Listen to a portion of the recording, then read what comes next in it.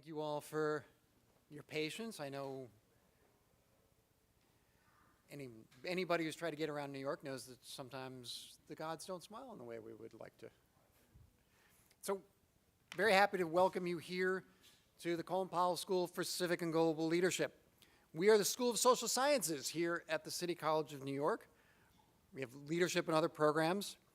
Over 4,000 students choose to major in departments in the Colin Powell School. Our motto is lifting leaders, shifting power, transforming society. A majority of our students are the first in their family to get a college degree. A majority are immigrants or children of immigrants, majority from historically marginalized communities. We help them succeed. But the people in our audience today are going to have important leadership roles in the future. Today's talk is part of our Conversations in Leadership series. These gatherings, very special. They're not lectures, they're not performances, they're opportunities for honest conversations with leaders who have achieved remarkable success with a sense of purpose and responsibility, leaders who embody the values that General Powell stood for. This series exists because of the generosity and vision of Susan Goings and her husband, Rich Goings. They believed, as we do, that leadership is best understood not in theory, but stories of resilience, stories of tough choices, values upheld and tested. Susan, we are very grateful for your partnership, for the way you continue to inspire our students with your example of entrepreneurial spirit and your lifetime contribution to empowering others, especially women and young people around the globe. Today, Susan, who is chairman and CEO of World Youth Clubs, is joined by a leader who spent his career helping organizations navigate one of the most important currencies in public life, trust. Richard Edelman is the president and CEO of Edelman, the largest independent communications firm in the world. Under his leadership, Edelman has become a voice of conscience in business, asking tough questions about how companies, governments, and institutions earn and keep the trust of the people they serve. His insights from the Edelman Trust Barometer have shaped how leaders around the globe think about responsibility and accountability in their work. Bringing Susan and Richard together offers us a chance to hear about leadership from two different but deeply complementary perspectives. One in building and empowering people and communities, understanding and shaping the trust that makes leadership possible.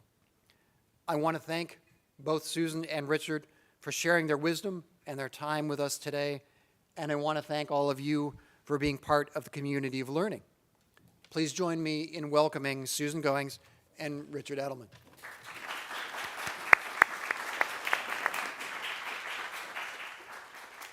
Thank you, Kevin. And Richard, thank you so much for joining us. Of course. Really appreciate it. And all of you in the audience, we will have people streaming in. We're starting a little earlier today than usual, and so there are still students in class, and they will be joining us. And I know you just flew in from Texas. I spoke to you last night, and you were giving a speech, I think, somewhere. Yeah. Houston. Pardon the interruption, but everybody here needs to know that Richard Edelman is employed by the world's largest leaders to mislead the public about the threat of fossil fuels. Shell, ExxonMobil, the American Petroleum Institute, you name it. That's been 15 years ago. An information campaign full of lies and half-truths that further the planet-burning agenda of the fossil fuel industry. So, Richard, we're here today full of love for humanity and with our future at stake to ask you why you continue to work with these companies as they... Well, I'm not going to allow you to hijack this interview. If you want to speak afterwards, we're going to have students from the audience. If you're a student, are you a student here? I'm not a student. Oh, you're not a student. Okay. Well, we're going to allow audience members to ask questions, and if you want to wait until after the interview, you can ask a question, okay? Thank you very much. And we need Thank you you. to stop Thank you. working with the fossil fuel industry. Thank you. Can you try to answer our question? Sir? Why do you continue to work with these companies? Our future is at stake, sir. You're Just last year, Richard Edelman renewed his contract with Shell. okay. Right when they reneged on their pledges to protect the climate. So, why? Why did you do it? Our All right, well, let's continue.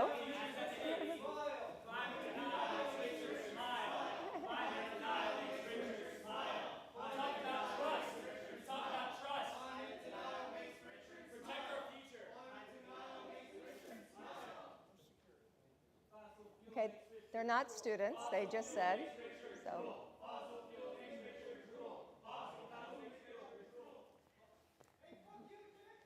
Well, we have to address that, Richard. How does that make you feel when something like that happens? Has that happened before? Yeah, the last time I went to a university. But I'm going to keep coming because we have important things to talk about. And if they want to have a debate or discussion as opposed to a little staged event, I'm happy to have any discussion with anybody. Good.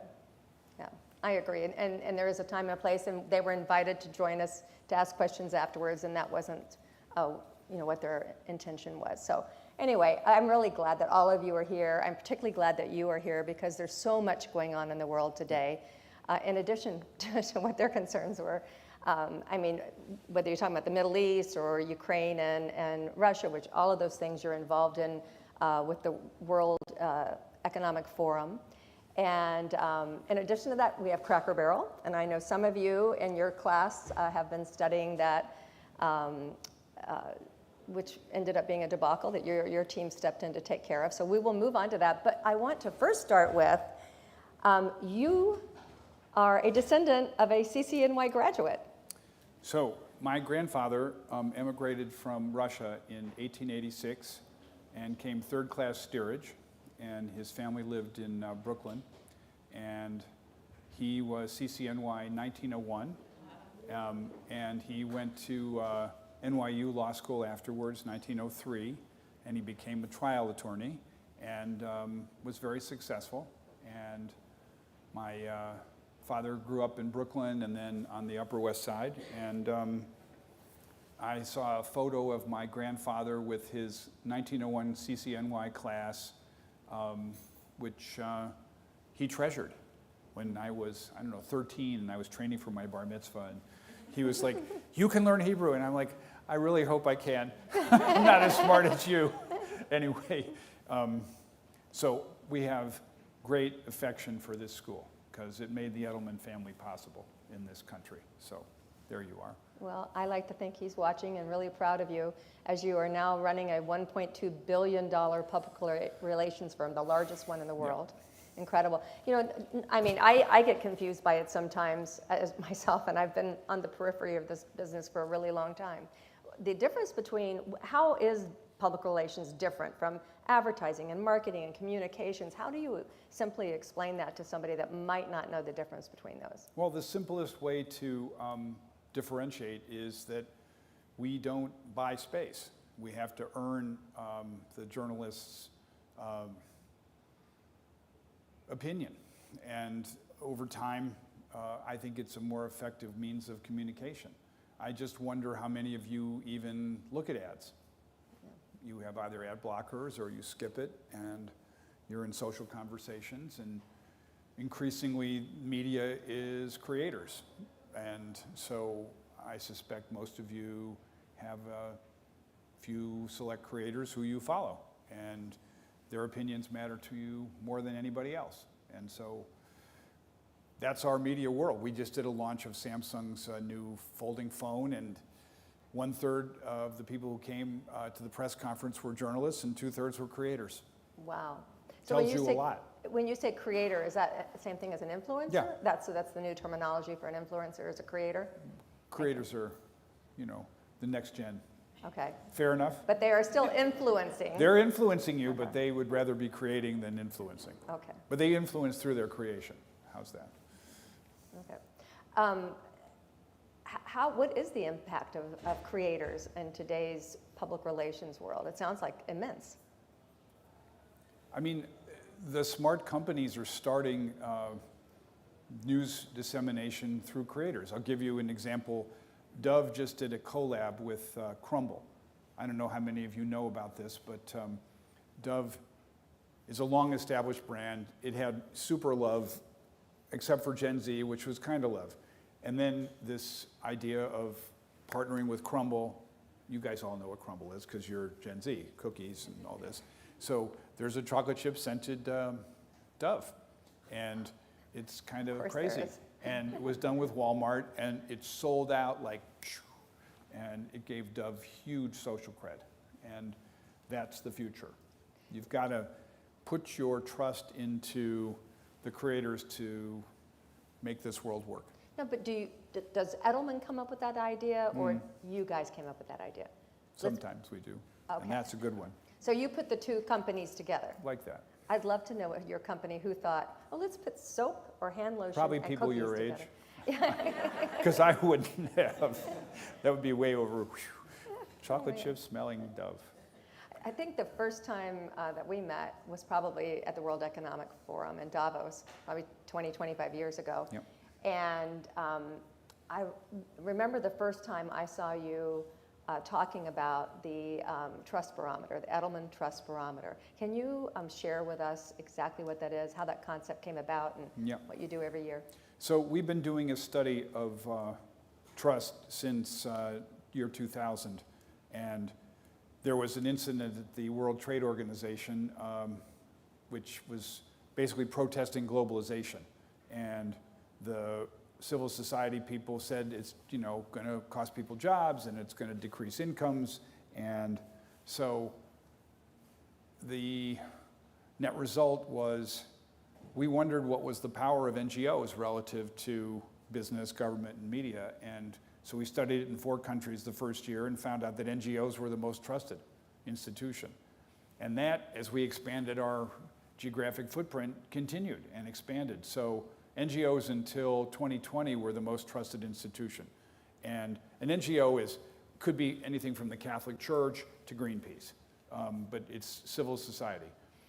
Then in 2020 it became government because it's the only institution big enough to handle COVID. And then it was business from 2021 till today.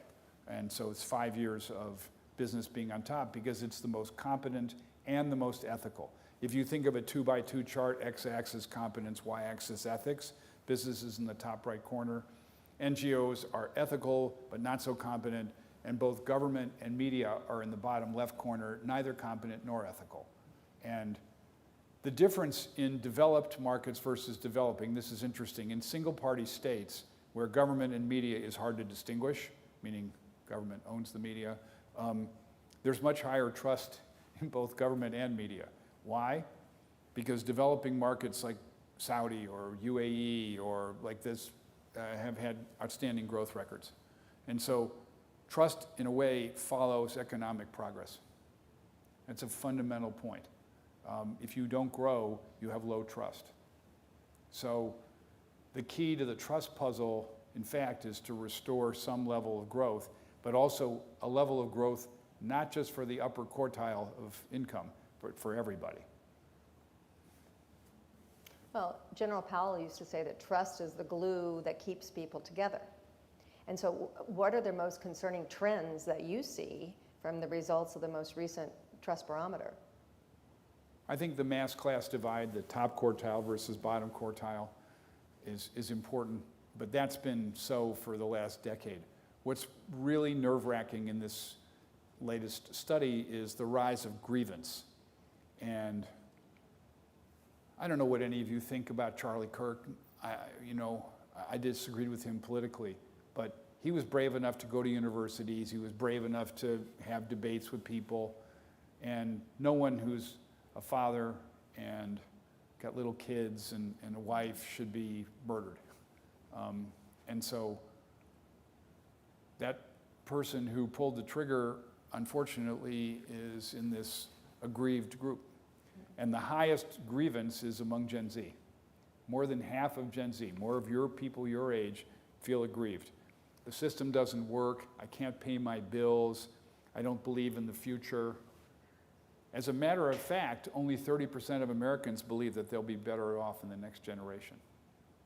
And what would that have been 10 years ago? Oh, it would have been 60 or 70. And what do you think? And in our generation, it would have been 90. And so what's happening? What do you see? I think that there's real concern about AI as a job killer as opposed to job creator. I think there's real worry about cost of housing. You know, why is Mondami ahead in the mayor's race?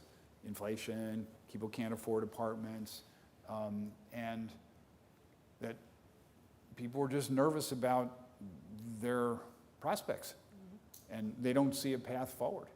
And that's got to change. We've got to make you young people the most as opposed to the least optimistic. It's a really crazy thing, Susan, that our age group is much more optimistic than young people. It's the first time that we've seen this. It's an inversion of normal. Do you see any way to change that trend, to turn that around? Yes, we need more young entrepreneurs. We need more people able to afford to go to school here and go on and be important parts of society, in whether it's in business or government or in any other way. But they also need jobs when they get out of school. That's right. And have you seen the latest Morgan Stanley analysis of the S&P 500 regarding AI? They said that 90% of all jobs, and this is across the S&P, they didn't actually, there were a few companies they did not interview, but they said it will affect 90% of the jobs across the board and will save almost $1 trillion for those companies. But Rick and I, my husband, is good friends with Richard, and I were talking, I said, but doesn't that mean if that $1 trillion is saved, that means it's saved because they're not paying salaries to those employees who will either be replaced or move to part-time, maybe because of AI? So, Susan, in an interesting way, I'm not so afraid of this, and I'll tell you why. Well, that's good. Because I think that small business historically has been the engine of growth in this country, and it can be again. So I think small business is now accounting for 50% of jobs. It could go to 75%. And you in the audience might have two jobs. You might have a main job and then a hustle job. And that can be okay for a certain period of time until you get the first job to pay you enough. But our social compact should be to give them the chance to go get a loan to start a business, or have a way in which to be able to do their side hustle. Yeah. It does feel like, especially young people, whether it's Gen Z or even a little bit older than them, that they feel overwhelmed, that there's so many bad things happening in today's world. I mean, talk about trust just with vaccines. And now it just is so confusing. I mean, as a mom, I trusted what my pediatrician said. And now that's being called into question. You do represent pharmaceutical companies Yes. that have vaccines. How are you dealing with that? So, a staggering statistic I saw yesterday, 15% of American families are not doing vaccination. So when Rick and Susan and I were growing up, if a neighbor got the mumps, you got an automatic sleepover because your mom wanted you to have the mumps and measles and chickenpox and German measles. And the only good thing is I got a polio vaccine, but beyond that, there was no such thing. So I went through every one of these from 6 to 8 years old. Same with you? Same with you? Give or take. I mean, like I had more sleepovers with sick people. And then one time I was the firstie, and then everyone wanted to sleep over with me. It was like, okay, cool. But this is ridiculous. It's just completely false science. And I'm afraid that it's a side effect of COVID, when institutions lost belief and there was a denigration of experts and of scientists and of the CDC, which, I mean, I don't even know today, what was the benefit of wearing a mask? What was the benefit of lockdown? What was the benefit of 6 foot or 3 foot distancing? I can't even remember, it was this long, 3 foot, not 6. And I know that we were doing the best we could because it was a dread disease and we all wanted to, live. And my mother-in-law died, and I watched this, and it was horrible. And she didn't have drugs. It didn't exist. Hydroxychloroquine, that was a fake. There were all this stuff, a miracle drug. So we've really set science back badly, and scientists. So, and the knock-on effect is, oh, well, we should cut back cancer research, and we should cut back other things. This is bad. So I am personally dedicated to restoring belief in healthcare. I mean, this is the biggest part of Edelman's business, and we've got to get people to believe again that what doctors say is true, that this is not all about pharma companies making profits. No, it's about people having a better life. That's the truth. But we have to prove it, because those 2 years really weaken people's belief. So what are you? And this is interesting, Susan, sorry to interrupt you. No. We have to do both the ground game and the air game. What I mean by this is, it's one thing to talk from the top down, the Moses model. People don't believe that anymore. We have to do the ground game. We have to have people call and knock on your door and say, young man, if you had a vaccine, or if your grandma had a vaccine, and what can we do to help you to get her to the place to get a shot? And this is old school. It's like politics, knocking on doors, getting people to sign for voting, but that's what we have to do, because the most believable people are friends, family, and local people. Pastors, really important. Churches, really important. And so are pharmacists. And so is your GP, the general practitioner, the regular doctor. And your neighbors. Friends, And your family, neighbors. yeah. And we have, and fellow employees, which is why employee communication is so important. Something that Mr. Goings knows a little about, because that was the basis of growth of Tupperware. Yeah. Employee communications, totally undervalued in companies. They're always the last people being told. Total mistake. Trust is built from inside out. Concentric circles, employees, customers, communities, shareholders, not the other way around. And so what does a company like Edelman do to change that and start from the ground up as opposed from the top down? Well, the first thing is to know is during COVID, we did several campaigns to point out to people that admitting to having mental health problems, if you're a man, for example, doesn't make you less of a man. It makes you, frankly, less of a risk to be suicidal and hopeless, and talk to people. And similarly, Susan, we spent days getting people of diverse backgrounds to go into clinical trials, because the initial clinical trials were too much just who happened to be next to doctors. And we had to get people black and brown to be in the clinicals in order to believe the data, in order to get them to get vaccinated. So all these things I'm very proud of. But if you're talking about the COVID vaccine, even today, there's controversy whether you still get it or you don't get it, if it's needed or not needed. And I mean, I got a text today from my pharmacy telling me that they're available if we want to get them. So it's still out there. So are you still doing PR work for that? Yeah. Yeah. I mean, we got a famous actor who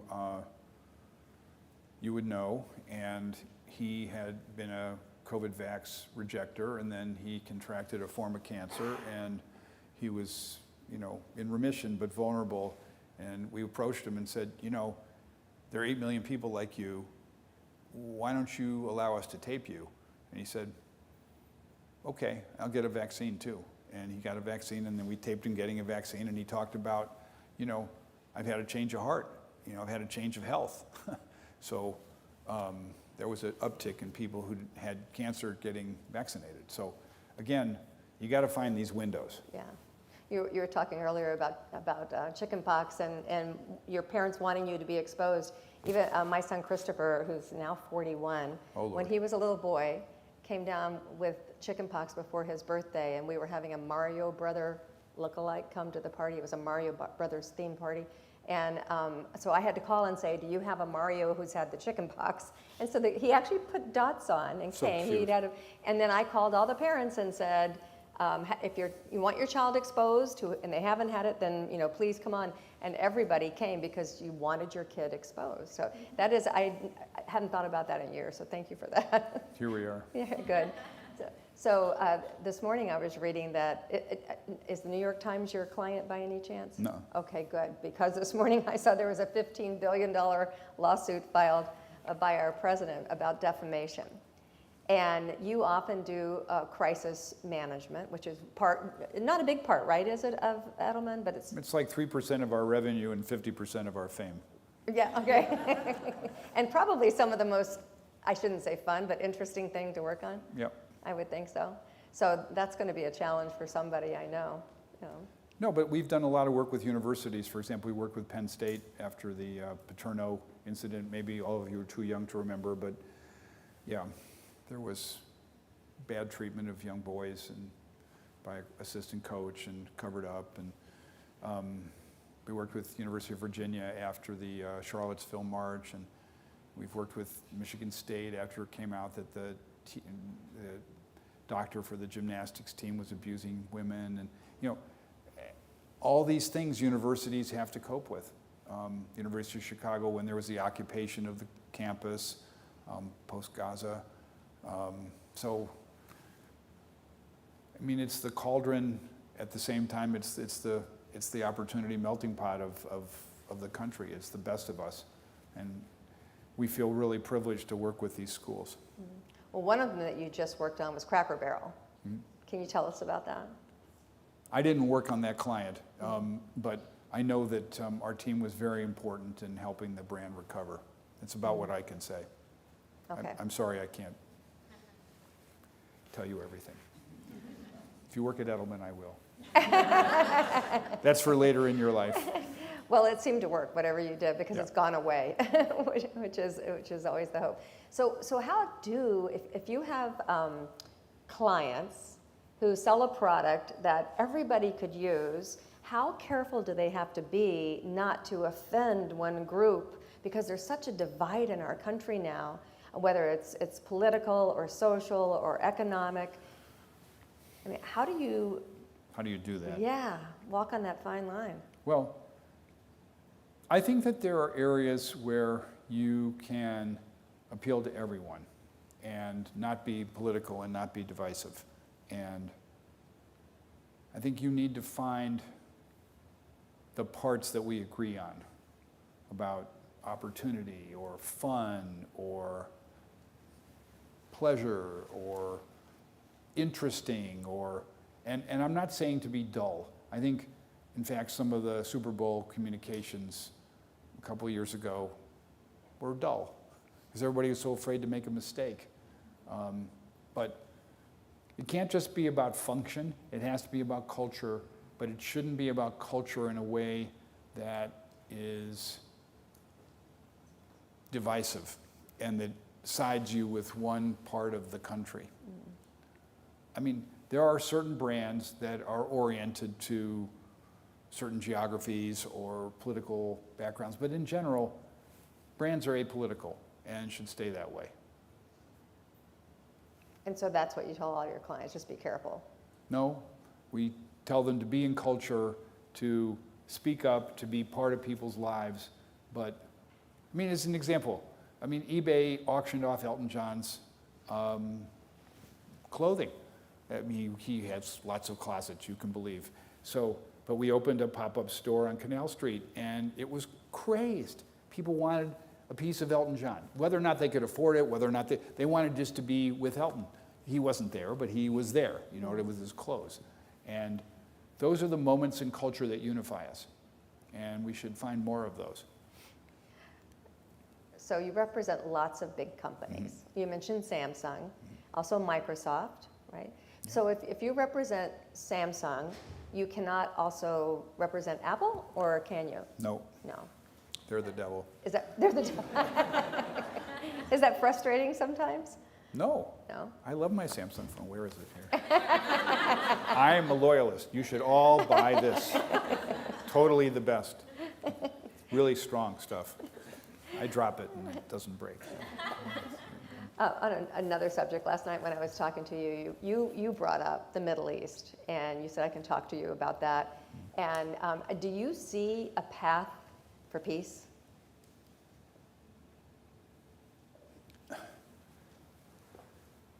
The one thing that I hope is achieved in the next period of time is a sense that there's not going to be a winner or loser here. That if there's a winner or loser, then inevitably the loser is going to try and rise up and fight more. And there has to be a mutually agreeable outcome. And I say this going into High Holy Days. I think Jewish New Year is a good time to reflect on all of your life. And It was a very strange period to be Jewish in New York after October 7th and the marches, and you know, I hadn't ever seen that in my life. And and I understand people being angry about 62,000 people killed in Gaza, I do. And I understand also 1,700 people killed in Israel and 250 hostages. And I heard Rachel Poland speak in Chicago 2 weeks ago about her son Hirsch, who was a hostage and was this close to being saved and then was shot by Hamas. And he was she's from Chicago. She grew up blocks away from me. Her grandma lives in the same building I do in Chicago. And it's all very close. So, but I had to go to the Middle East and talk to my colleagues in Dubai and Abu Dhabi and Saudi and listen to their truth too. Mm-hmm. And that was important for me to do, and it was important for them to hear, and vice versa. So, do you see any hope?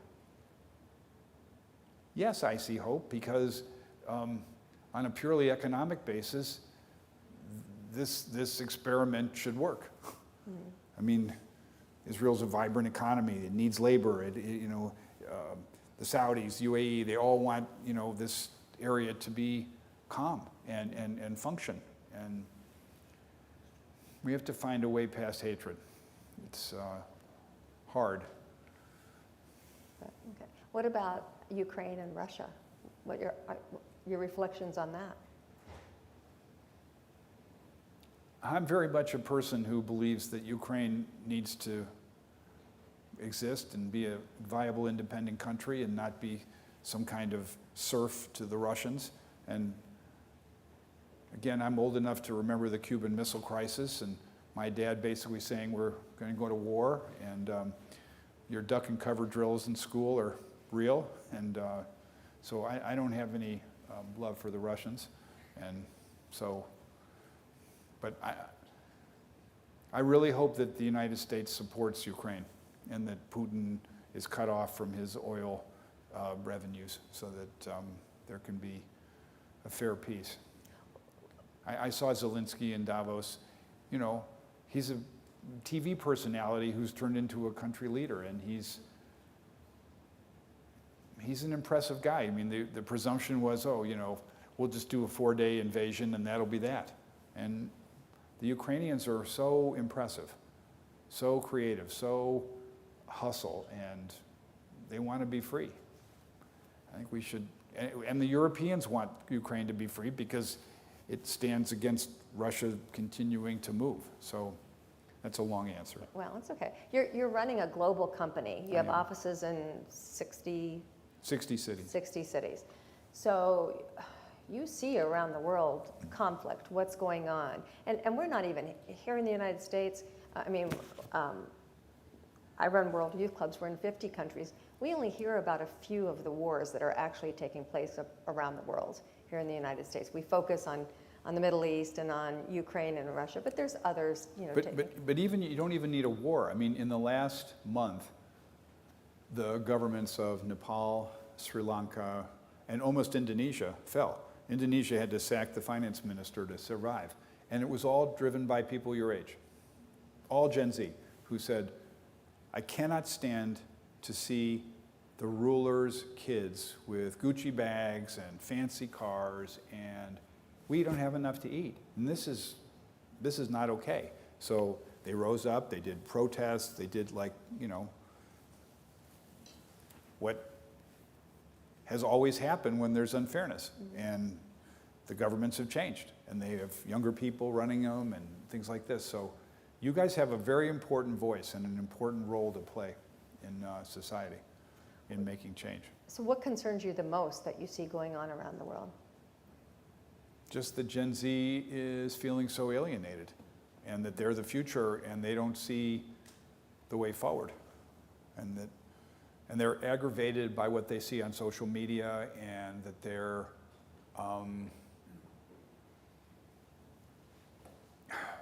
isolated and feeling. I literally saw that 50% of Gen Z doesn't have enough money to go on dates. So you just don't go on dates. I don't know. That seems a very strange place to be in the world. That you're isolated because of money. I don't know, we used to get a six-pack and split it up and talk, and that was good enough. I mean, you know, I pitched in 50 cents and somebody other did 50 cents, and suddenly we had some Schlitz. And only Rick Goings knows what Schlitz is. The beer that made Milwaukee famous. I don't recommend it. So I would love to hear from some of Yeah. the I'd Gen love Z to. audience and see Please. what they have to say, what questions they might have for you. Anybody have a question for Richard Edelman? Yes. Richard.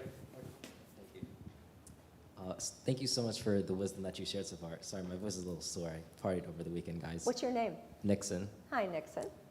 I'm currently studying economics, and I wanted to know, what are some habits that you have that keep you sharp and on top of things to make sure that you're running your companies effectively? Okay, so I have a few rules. The first is I exercise every day. The second is I try to sleep between 7 and 8 hours. The third is I do not look at my phone at all unless it's to check the Chicago Bears or Cubs score after 8 o'clock. I'm off my phone. The fourth is I always have a book I'm reading. The fifth is I try to have at least one networking meeting every day. Meaning I meet a journalist, I meet a business person, I meet somebody for breakfast, for lunch, whatever. I have a big network that way.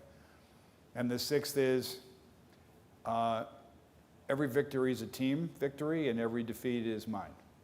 Meaning if we lose, like we had a huge pitch for Mars Corporation, the candy guys, and we lost. Everybody was like, oh, Richard's gonna be so pissed because it was a lot of money. And I called them together and I said, we lost, get up to me, go back to work tomorrow. And we should have been better at this. I take responsibility.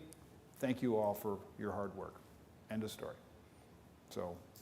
But taking responsibility is huge, because I think that's actually a problem today. A lot of people, they want to first blame somebody else before thinking, okay, wait a second, I don't have money to go on a date. Maybe I need to get a job so I can earn some money to go on a date. Or I don't have much free time, but at least I could work 10 hours a week or something. I mean, do you see that as a problem, that people are not accepting responsibility? Yep.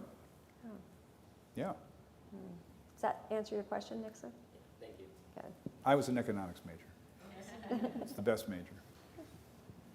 Hi. Hello. My name is Ashley Cargill, and I'm a double major here at CCNY, Art and Advertising Communications. And my question is, what are 2 major tips that you would give to an ad and PR major here at CCNY?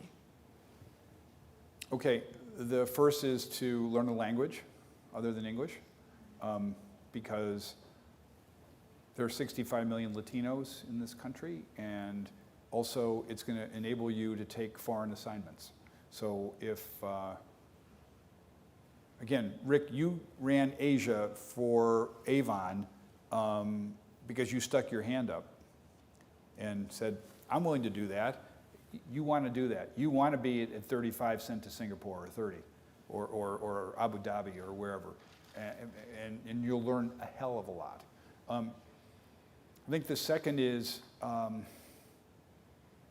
I think you really have to live in culture and not make culture in your phone. I want you to see in person everything from art to theater to music. Just immerse yourself, because you are going to enable the people who are older than you to see a window that they don't see. And also establish some mentors. This is hugely helpful for me. Who were your mentors? Well, first my dad, but somebody who ran an ad agency, and then another one who was,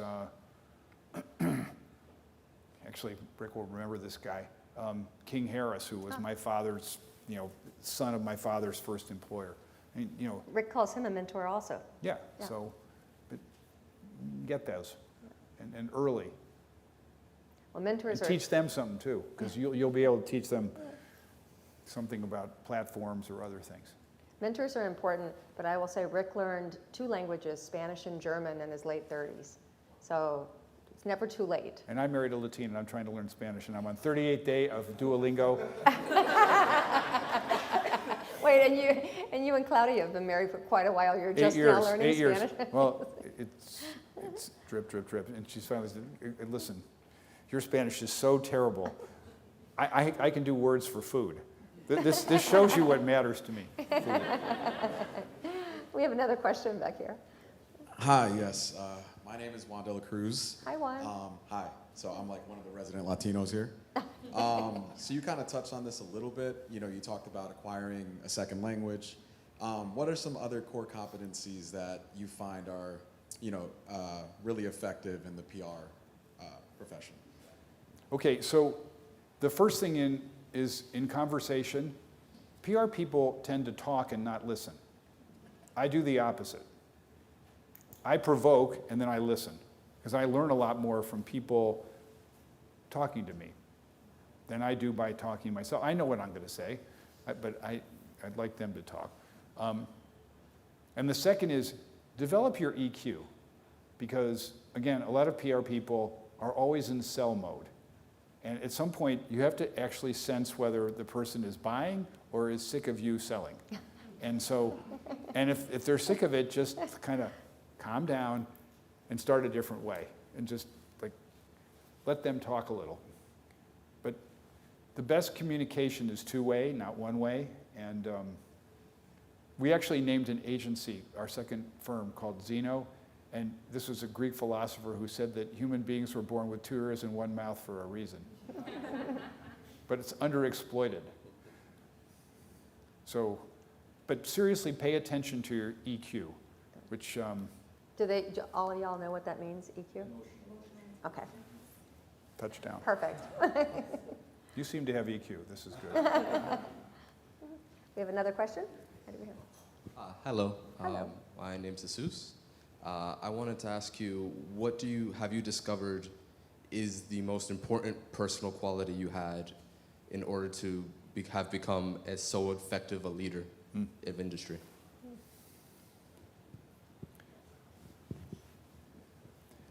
I think I'm a kid from Chicago, and it's not that I don't like New York, but I think Chicago kids like Rick and me are essentially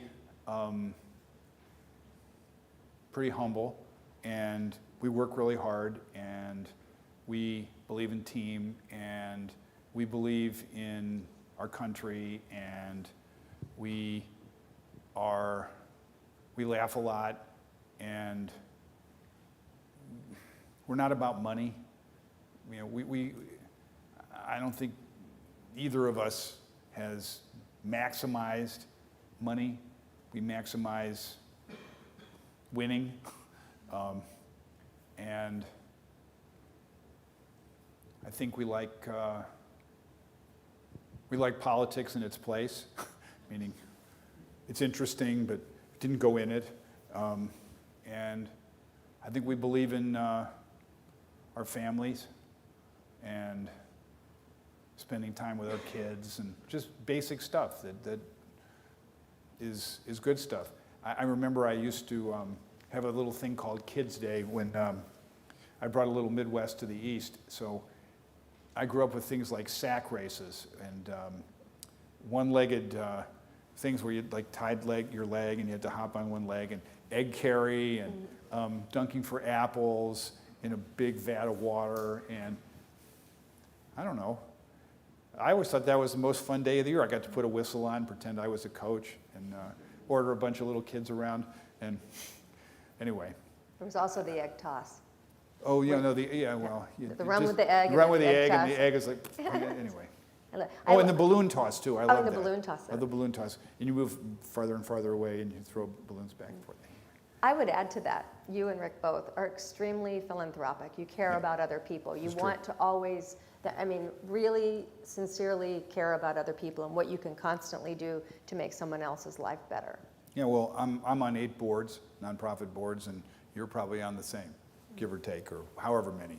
But yeah, give back. It's really important so that others can get up. I put that right up there with sleep. That's how important it is, I think. Sleep matters. Yeah, but helping others matters because it helps them, it helps you too. True. So, one more question? Hello, my name is Deshauna Brown. I'm majoring in Black Studies at PR as well as publishing. And my question to you is, how do you think PR could help some of the grievances in New York, such as the housing crisis, postgraduate job loss, and as well as affordability in New York? So it's almost like we have two sides not talking. You know, you have the landlords who say it's expensive to run buildings here, it's impossible with regulation, you know, and meanwhile, I think the average rent that people are paying for a 2-bedroom apartment is like $4,000, something crazy, give or take. Really? Give or take. 3,000, whatever it is, it's a lot. So how does PR solve that? I hope it makes the case for a real debate. I live down in Soho, and there's a garden called Elizabeth Street Garden, and that was going to be developed into affordable housing, and the community blocked it. But then 2 other spots on Bowery have been opened up. Well, that's a good conversation, and that's a good use of PR, because it forced the people who wanted to preserve to find another option. You can keep this, but you got to find me other options. And that's where we should be, which is to solve things, not just stand up for the garden. That's nice, but people need housing, affordable housing, actually, especially you coming out of school. We have one more question right up here. I'm loud, I can probably just say what else. She says she's loud, so we'll let her go. My name is Sarah. I'm getting my master's in branding and integrated communications here. This is kind of a personal question for myself. But once I graduate and I try to go into the communications world, do you have any advice for someone like me who is already established in a different industry and how to kind of stand out against people who may have been in communications for years? Like, is there anything that people like me could do differently? So maybe you know certain industries like fashion really well. That would help. Maybe you're a specialist in certain platforms, like you're a genius at TikTok or, God forbid, or Instagram or whatever. And maybe also you have a background in sports or whatever else. You got to bring something else, especially since you're not coming in at 22. You're going to come in at 26 or whatever the right number is. And you're also going to expect to make more money. So then you have to justify it. Thank you. Welcome. Good for you. You can do it. Any other 100%. questions? Oh, back here, and then we'll come to you. Hi, my name is Yakov Weiner, also a Chicagoan. Attaboy. So I was thinking about... The Bears are terrible. It's not his fault. I understand. I'm thinking about the earlier part of your presentation when you talked about the ethical standing of business and winning people's trust. And I guess I'll say, as a millennial, I do have very low trust in the ethics of big business. And I was wondering, like, how do you respond to, let's say, even the complaints that the demonstrators had about working with Shell or other companies that are contributing to things that are making the world very, very difficult for people? Sure. I'm glad you asked. So we have a very strong position about climate, which is we'll only work with companies that are in a continuous improvement mode. Now, they make the case that Shell has gone backward on its diversification.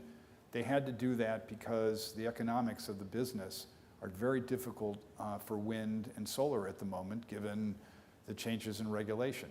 They have to still run a business. We walked away from some parts of the industry because that didn't suit our goals. But I'll also tell you, we've worked with Saudi Arabia. And I feel proud to have done this because we were able to forge a relationship for the Metropolitan Opera with Saudi, and they're going to do 3 weeks of performances in Saudi. To me, this is bridge building through culture, which we should enable. And I only give you 2 examples of, these are choices.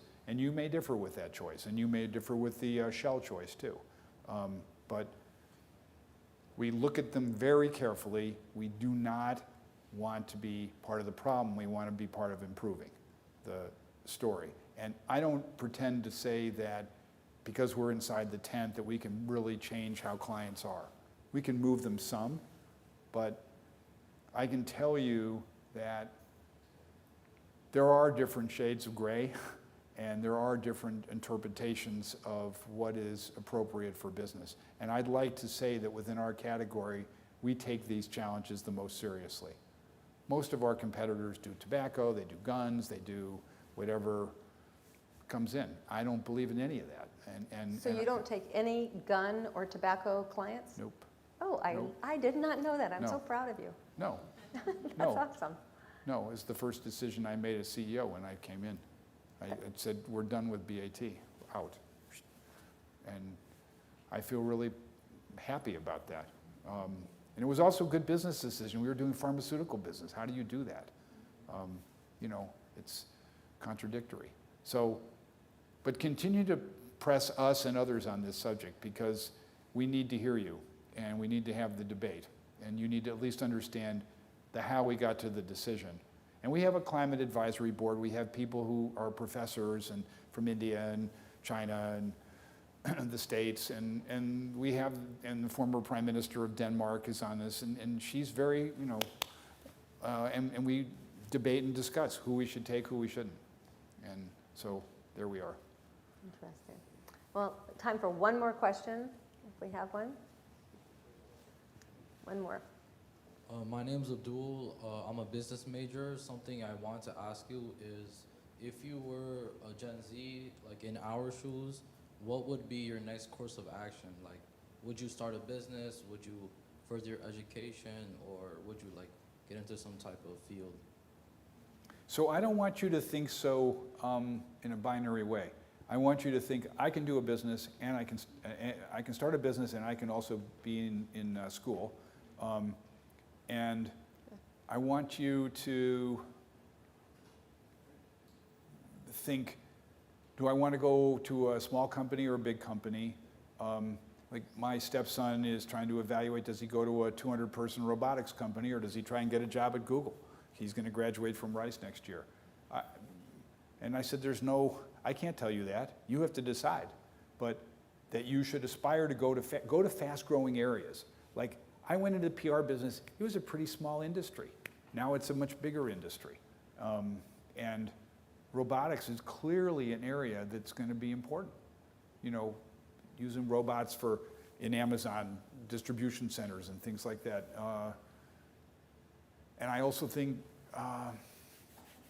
there'll be an explosion in health because my generation, the boomers, are aging. And there's going to be a lot of health services businesses that entrepreneurs can start. And I also want to just tell you a quick entrepreneur story. Through Claudia, my wife, I met a woman who came here from Mexico, and she had the idea for little ice cream pops, like I call them popsicles, but anyway, that's very retro, but popsicles. And paletas, is that it?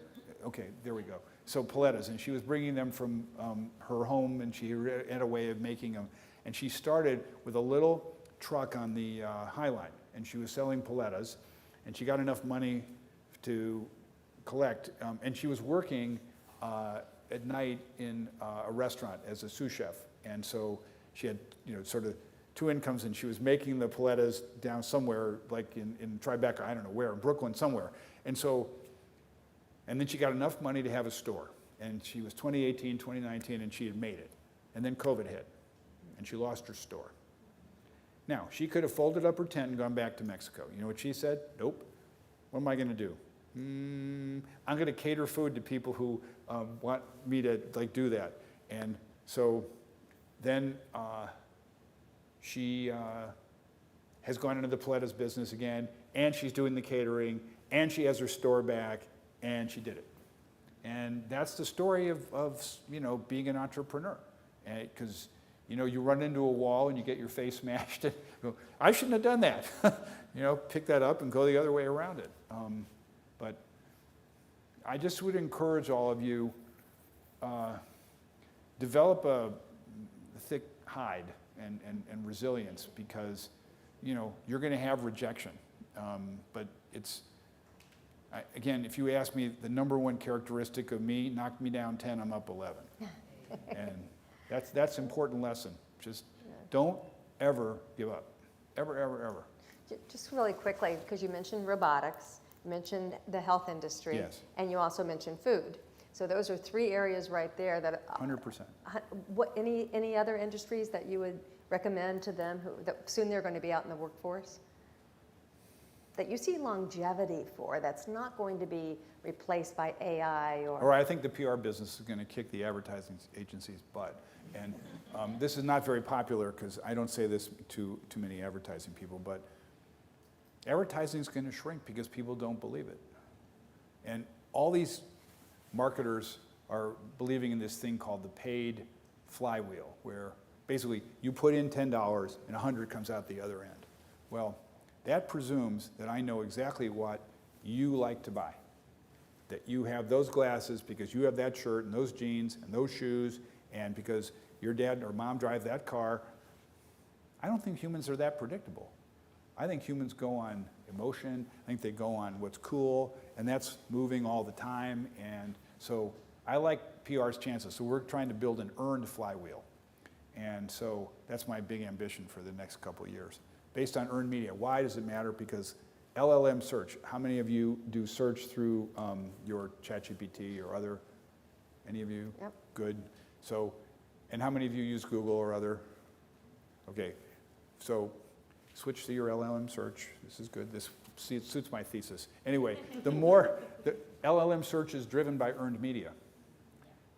Stories that are in earned publications or a company's own website content. That's what drives LLM search. So the more that goes up, so therefore I'm recruiting all of you to do LLM search, the better my business will do. So that's why we were going to beat advertising. You always have to have an enemy too. This is good. and know your enemy. Like Chicago Bears and Green Bay Packers, right? I hate those green jerseys. Again, it's not his fault. No, forget about them. It's all right. They'll be good some. When you're my age, they'll be good again. Richard, thank you so much for Of course, joining thank us. Really.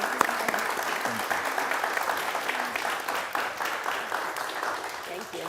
Did you enjoy it? Appreciate you.